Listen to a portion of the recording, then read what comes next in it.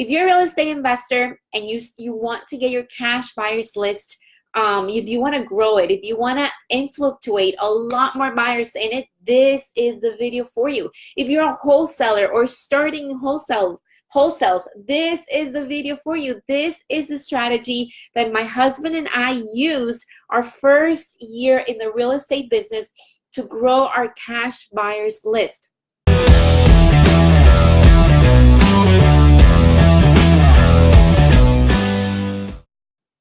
Now, why would you want to grow your cash buyers list? So a lot of people are like, why do I need so many cash buyers lists?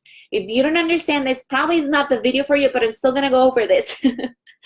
You need to grow your cash buyers list because when you do have those juicy, amazing deals at hand, you want to make sure that you can turn them around quickly. And the best way to turn them around quickly is by having those cash buyers ready to purchase your properties right there in your list. All you have to do is put your blast together, put your email together, and send it over to them. And you know, if it's a good deal, it's going to sell within days, if not the same day, within days of putting it out there, guys. And I can tell you this, and I am sure about it because I have done it for years, since 2009. It's going to be 10 years of me doing this business. So I know what I'm talking about. I know why I'm telling you. Having a cash buyers list that you can access to it immediately, it's absolutely crucial if you want to be a wholesaler, or even if you want to flip properties or do anything in the realm of real estate investing. Okay, so let's get to the juicy part. I'm not trying to keep you here for too long. If you're catching the replay, I think a lot of you are going to be catching the replay because a lot of us, hey, we have to work, we have to be out there on the street, right? So you might not be live with me right here, right now, but when you catch the replay, make sure you let me know, hey, I caught the replay, and let me know if this content is any good for you guys. I'm going to be sharing with you over a few weeks, or over the whatever amount of time it takes, all of my strategies. I'm going to be peeling those layers, guys. I'm going to be sharing with you all of your strategies. Why? Because I want to help you be the best you can in the real estate business. If you need my help, here I am to help you out. If you need properties, I can find you properties. If you need to sell your property, I can sell your property. But hey, here I'm going to pour all of my strategies, all of my experience that I've learned over the last 10 years so that you can do business and be profitable as well. All right, guys, so let's get started. Number one question that I get when I'm in the cash flow game, so when we start talking about getting cash buyers, is, Michelle, how the hell do I get cash buyers? And because what if I have a lot of people fear that if they find a great deal, they're not going to have anybody available to sell it to. And to me, that is the easiest part, guys. As wholesalers, we want to focus on finding those deals because our cash buyers list, we should have that taken care of a long time ago. We should be talking to people all over the place that we're wholesalers, and we're going to start to find amazing deals. So we have to start putting people in our list by our networking. But how do I do it to double my clients list, my cash buyers list, in just 3 days? Guys, a weekend? This is exactly how. I get bandit signs. Simple. It does. Keep it simple, stupid, guys. It's not hard. It's not hard. I'm not going to make you do cold calling. Who likes cold calling? Nobody does. Do you get great results from cold calling? Yes, you do. But I'm not going to make you do cold calling, all right? I'm not going to make you go knocking on doors. I'm not going to make you do all these things that nobody wants to do. What I want to make it, I want to make it simple, stupid. I want to make it so simple that you cannot deny doing these steps. And the one thing that I did that worked for me time and time again, every time I wanted to double my cash buyers list, or I wanted to put a lot of people in my cash buyers list, it was doing simple bandit signs. But I did them differently than everyone else. The reason for that is I don't want to blend in with everyone else out there. I know you've seen those bandit signs and you say, oh, that's a student who's trying a new strategy, right? Or, oh my God, what scam is that now? And you don't even make a phone call. So why would you put bandit signs that nobody's going to answer to, right? I want you to make it different. And this is how I do it. I do not put out bandit signs that say, I'll buy your house for cash, because I am not looking right now. My strategy is to find cash buyers. I am not looking to find properties this way. I find properties through other strategies, again, that other people are not using or that are different than the usual. I don't put bandit signs to find properties. I put bandit signs to find cash buyers. These are my clients. These are the people that I'm going to go out there looking for them. So what I put in my bandit signs actually is I put a little bit of a bait. I put something out there that is so juicy, so nice, that they cannot resist, and they call me time and time again. I put bandit signs. This is just an example. This is the information that I use. I put the description of the property, how much I'm selling it for. I make sure I say cash only, and then I put a phone number right here. This is my cell phone. If you guys ever want to call me, that's my cell phone right there. But I'm going to go over some details of what exactly and why I strategically place this information on this sign. I tried many different ways until I found the one that really, really worked. And guys, when I say I got results, and the first year of my real estate wholesaling business, in the first 6 months, my husband and I had already collected over 3,000 cash buyers in our list. And this was because we used this strategy, okay? So first question that follows after I tell people I do bandit signs are, they say, well, yeah, I don't want to print them because it's so expensive. And I go ahead and say, don't print them. I didn't print mine. I found that when I did the handwriting myself, I got a lot more responses. When it was printed, it kind of looks fake. It kind of looks like it might be a company they're going to be calling it. I know you might think that it looks more professional. That's what I thought as well. But I found out that when I did the handwritten signs, I actually got a lot more response. Maybe it's because people perceive that they're actually going to be talking to a person. And by me putting a message that I'm actually selling at home, they might be thinking that they're going to be talking to the homeowner. And so they're going to call so quickly because they want to make sure they grab the good deal, right? So make sure that you're doing it handwritten. That's the way it works. It catches people's attention. It's not so perfect that it looks like it's a system that it's just collecting numbers like a crazy system. It looks legit. It looks genuine. It looks like somebody's going to talk to you on the other side of the phone. People like that, and they're more likely or willing to call or text that number. Number two, the phone number that I place on the board. At the beginning, I used to put my own cell phone number, which, to be honest with you, I don't think there's anything wrong with that. But be ready to answer a lot of phone calls. I'm telling you, you're going to be busy the whole weekend, okay? So make sure to be, so that's why we then moved on and we actually bought a phone number from RingCentral. Guys, there's nothing better than conversations and then answering your phone every single time that people call it. But we've got to be realistic. Sometimes you're just not going to be available to answer that phone. And so that's why we placed that voicemail system, the RingCentral system. So what we did was we bought a phone number, we put it on our sign, and every time somebody would call, it would actually be forwarded to my cell phone. But if for any reason I could not answer my phone call, I would simply, it would simply go onto a voicemail system that would allow them to leave a message or to press 1 for more details or different strategies that I use time and time again. The one that worked the best was simply letting them leave a message for me. I would grab their phone number and then call them right back. I found, again, that conversations led me to better qualify clients, to better understand what their needs were, and then later I would look for their needs, and I already had the buyer lined up. So every time I found a property that matched their description, I would call them directly, and I already had that person waiting for me. Hi, Edgar. Thank you for joining. Thank you so much. So every time I had a property ready, I already had my buyer lined up, because I had already had that conversation with them. They were expecting my email, they were expecting my call, and I was clear on what was it that they wanted to see or buy. So having conversations is extremely important, which brings me to my next point. What days are the best ones to put out these bandit signs? And the answer to that is, guys, Fridays. I know we don't want to use our weekends sometimes.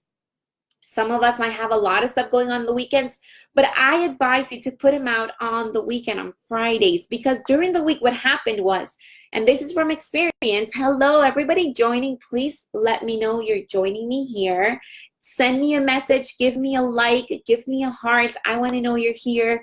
And if you have any questions, or if I'm talking too quickly, which I tend to do, please let me know, hey Michelle, slow down, or I didn't get this or that, and I'll be sure to get back to it. So what I was saying was placing them on a Friday was the best strategy for us after trying different strategies. And the reason for that was that we found that when we put them out during the week, the city would actually come around and take out all of our signs, and then we didn't have much results. So we would be discouraged, disappointed, frustrated, all of these things. But when we put them on Fridays here in our area or in South Florida, on Fridays, you are allowed to put bandit signs or yard signs out on the city, because that's when the garage sales are on. That's when open houses happen. And so you actually can put bandit signs during the weekend, which is amazing. That means that I had 3 whole days of free marketing that I could go out there and reach my cash buyers. So that's what I used to do. I used to put on Friday.